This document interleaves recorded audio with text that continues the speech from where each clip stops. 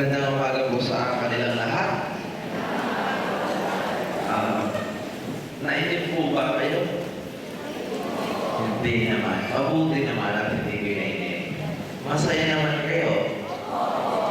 Naiinitan ba kayo? Opo, hindi po. Taas ang kamay na naiinitan. Yan ay mga honest. Walang masama mainit talaga. And we cannot do anything about it. Mainit talaga. Pero, magandang sinyalis yan. It's a good sign na kayo naiinitan. Ang naiinitan mo, ibig sabihin kayo mga buhay. Amen? Pangalawa, pag kayo naiinitan, dapat kayo may matutunan. Kung ayaw nyo mas makapunta sa mainit din habang buhay, kayo ay magbabait. Or else, pag hindi tayo bait, hindi ninyo alam nyo na kung saan kayo pupulutin sa impyerno na mas mainit pa niya, tawag ay eternal fire. Alam nyo, kaya kung nagmamahal na araw, ay para tayo maligtas sa eternal fire. Dahil wala mong gustong pumunta sa mainit na lugar, nakakasulog na init. God wants us to go to sa tinatawag natin eternal life, yung eternal bliss, yung lugar kung saan puro kaligayahan na naman. Sa amin pong ministry ito, wala. Pray sa amin ang ganito, Father, i-pray mo naman ako, gusto ko pong magkasakit. Wala rin pong nagpa-pray sa akin ng ganito, Father, gusto ko pong lumala ang aking sakit. That's normal. Wala pa rin nagpa-pray, gusto lang mamakan. Lahat gusto ko buhay. Mahirap ang buhay. Yung mga hirap na sa sakit, gusto pa rin kumaling. Isa iniisip ko, yung mga may problema, gusto pa rin mabuhay. Wala akong masama dyan. Dahil nakakakita pa po tayo ng tinatawag na pag-asa. Kahapon, I was so touched by this mother. This mom, according to her, she is so poor. Pagka po pala isang mahirap, nagkasakit ang anak, ang ina na walang ibibili ng gamot, nakikita niya na ang anak hindi kumakain, nagsusuka, walang lalang kumain, labas na yung mata sa kaya. Ang ina pala parang siya ang mamamatay. Hindi niya kaya makita yung anak na sa ganyang sitwasyon. Sabi ng ina ay ganito, sabi ni Father Suarez, magdasal ako ng ama namin, abang ito Maria ang luwalhati. At inilalagay sa noo yung krus litrato ng Monte Maria. Dinasalan ng ina yung anak na hindi kumakain ng isang linggo, lahat ng yung mata na nakaluwan sa payat. Nung gumising ang anak na bukasan, wala nang sakit, gusto nang kumain, magaling niya. Amen. Ang sabi ng ina ay ganito, which I was so touched, ang Diyos pala talagang pinatigilan ang panalangin ng nahihirap. Ang Diyos pala pinatigilan ang panalangin ng nangangailangan. Tapos bumalik ang bata patay. This boy is 7 years old. Alam mo, sabi ng bata, Inay, pwede po ba ako pumunta ng simbahan? Magpapasalamat at ako'y ay. Yung bata lumakang siya lang. Ang ina kahapon, tulo ang luha. Lahat ng arinig sa kanya na magulang ang anak, umiiyak din. Kayong nakakarinig nito, sana magkaroon kayo ng tinatawag na pag-asa sa buhay. Kaya hindi kayo kayang pabayaan ng Diyos. Lahat na natin ng tiling Pasko, karamihan yan may sakit. Kung hindi naman may sakit, ang kasama ninyo ay may sakit. Kung hindi naman ang kasama nyo ay may sakit, yung mahal nyo sa buhay ay may sakit. Dahil lahat ay nagkakasakit. Mabuti na lang kay Diyos. At ang Diyos na ito naman ay may pwedeng gawin sa atin. Pwede tayong pagalingin. Bakit pwede tayong pagalingin ng Diyos? Dahil sa Diyos. Kahapon, I was so touched nung sa communion, ganito pa lang bata, hindi pa nagpo-communion, hindi pa nag-first communion, lumapit sa akin, ang sabi, Father, hindi po ako mamumumunyon.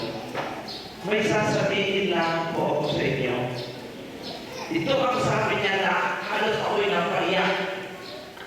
Ang sabi niya ay ito, Father, pwede bang igulo mo kay Jesus na magpapang buhay ang aking ama? Lagi sila nag-aaway ng aking ina, hindi po ako nakakatulog sa gabi.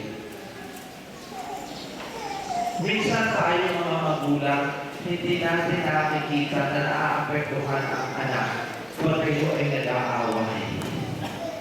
Hindi nyo alam na ang anak ay umakabog ang dibdib, hindi makatulog tuwing kayong magsisigawan. Hindi ninyo alam na ang bata ay apektado ang isip, puso at diwa tuwing ang mag-asawa ay hindi nagkakasundo. Ang bata naniwala na kung ipapanalangin ko kay Jesus, ang kanyang ama ay magbabagong buhay. Mga kapatid, sa pagbasa ngayon, si Jesus ay papatayin.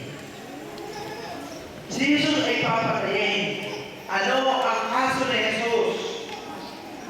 Si Jesus ay nagpagaling sa panahon ng tinatawag nilang Passover.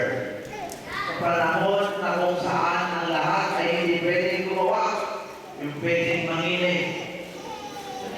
Sa pagbasa ngayon, malalaman ninyo sa linggo ito na si Jesus ay papatayin, ipapako sa krus. Dahil sa iyo, dahil sa akin. Ano ang nararamdaman mo? Ano ang nasa isip mo?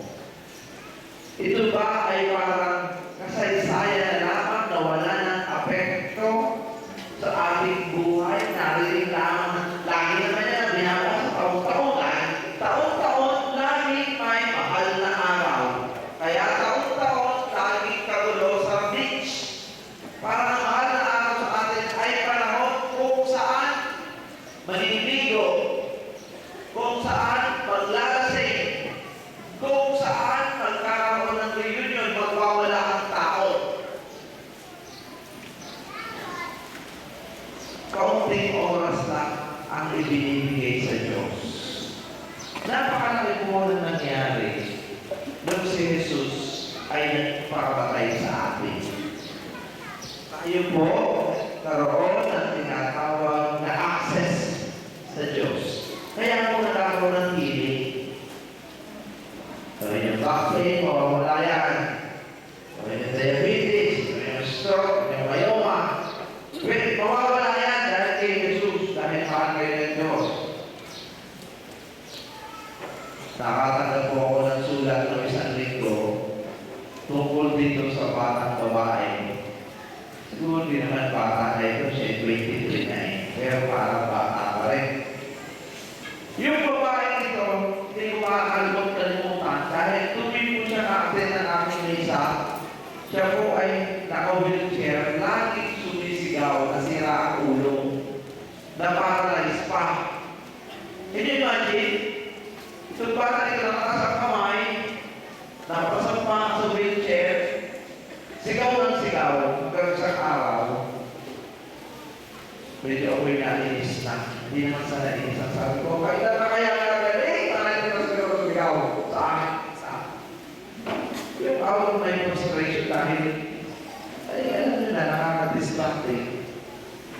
Last week, I received a letter from him. Sabi niya, Father, sa kasisimba ko ng kasisimba sa Monte Maria, gumaling na po ako, naglalakad na, hindi na po sira ang aking ulo.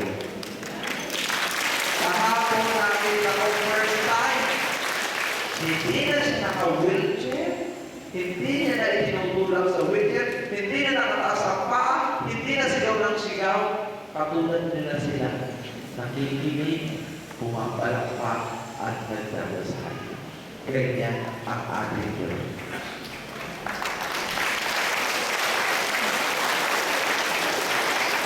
Pero mga kapatid, ang kapangyarihan ng Diyos hindi nagbago.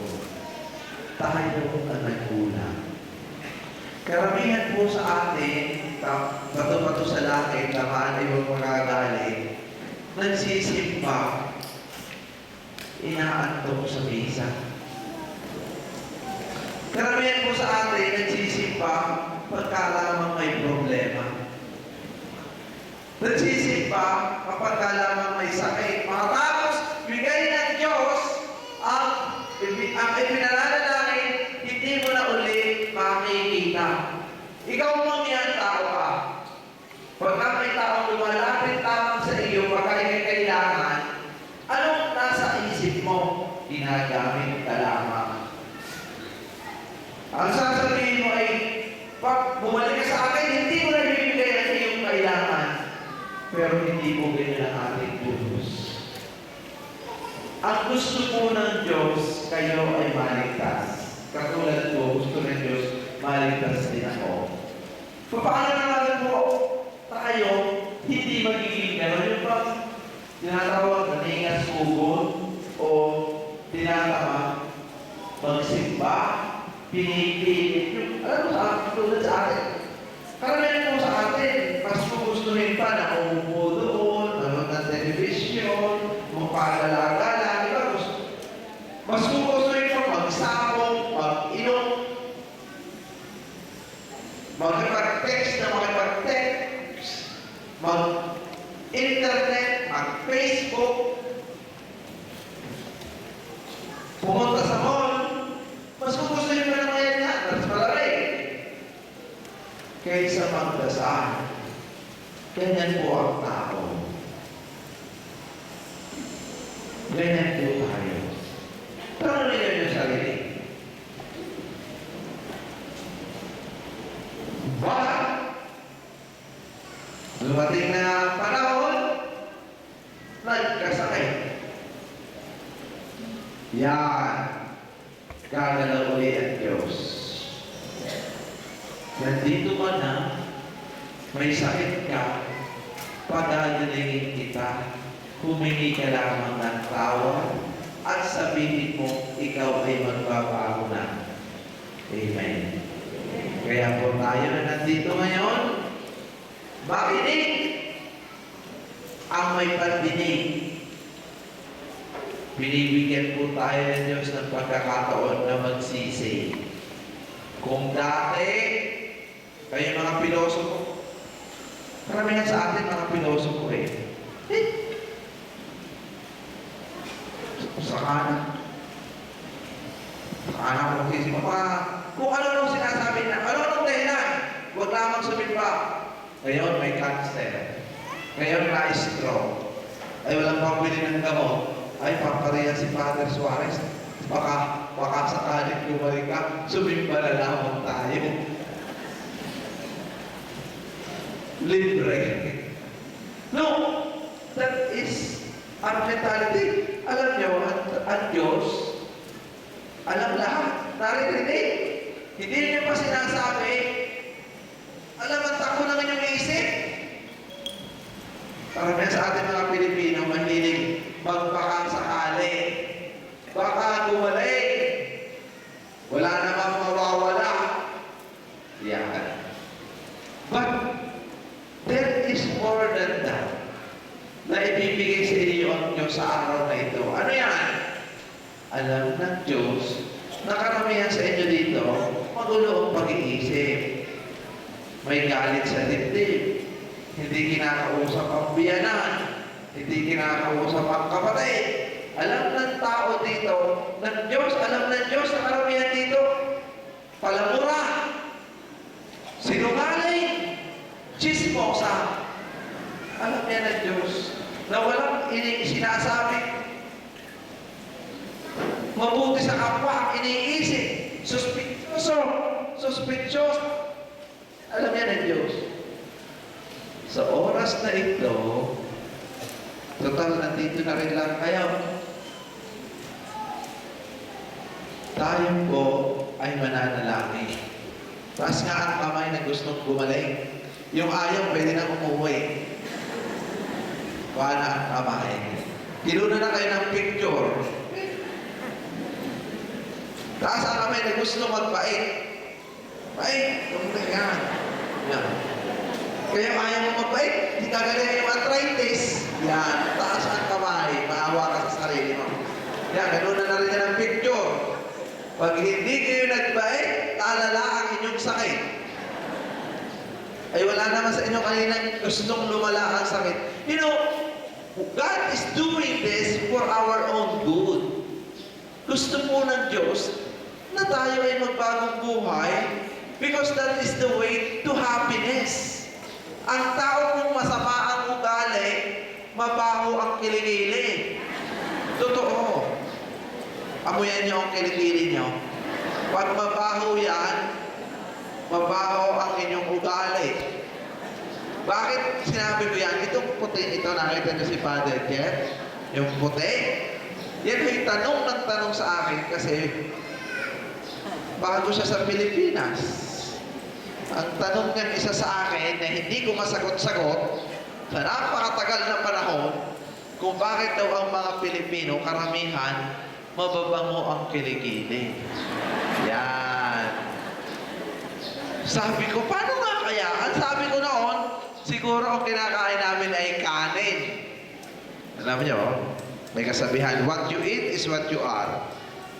Hanggang isang araw, napansin ko at napag-alaman kung paano at kung bakit ang tao bumabaho ang kilikili. Yung palang taong madadamot, mabaho ang kilikili. Ipapaliwanag ko kung bakit.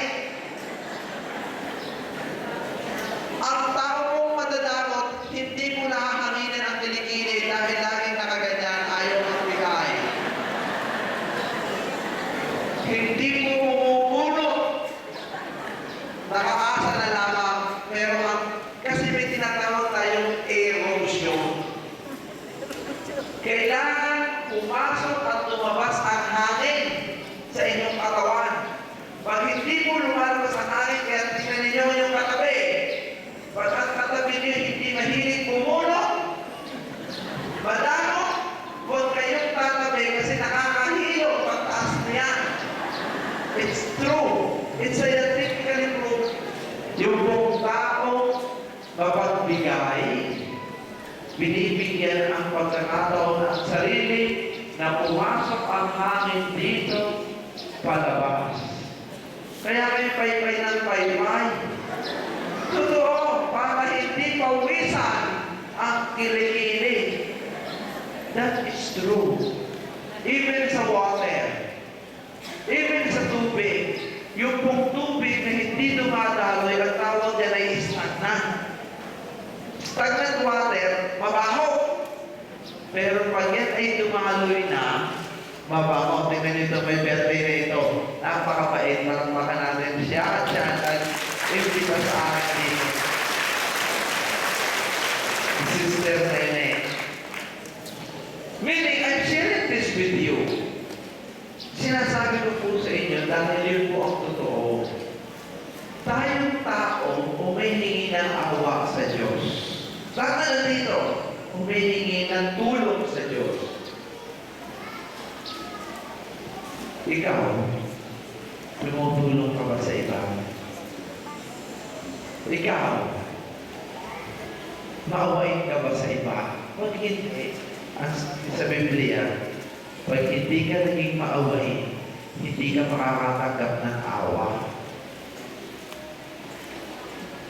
You want mercy? Be merciful. So sa araw na ito, sana po kayo may natutunan sa misang ito at kayo pong lahat ay papapalain ng aming Diyos. Sa ngalan ng Ama at ng Anak at ng Espiritu Santo. Amen.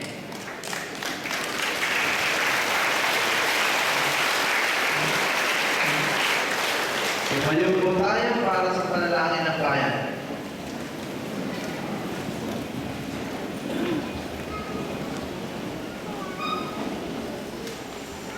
Ama naming makapangyarihan, kami nagtitipon-tipon upang huling mula sa iyong makapangyarihan mga kamay.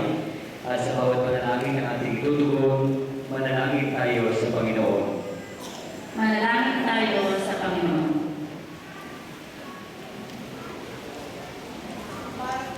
Para sa mga pinuno ng ating bansa, sa maayos nilang pamamahala tungo sa ikaunlad ng mga mamamayan, manalangin tayo sa Panginoon. Manalangin tayo sa Panginoon. Para sa mga magulang, upang sila ay maging tunay na saksi ng pag-ibig ni Kristo sa daigdig, manalangin tayo sa Panginoon. Manalangin tayo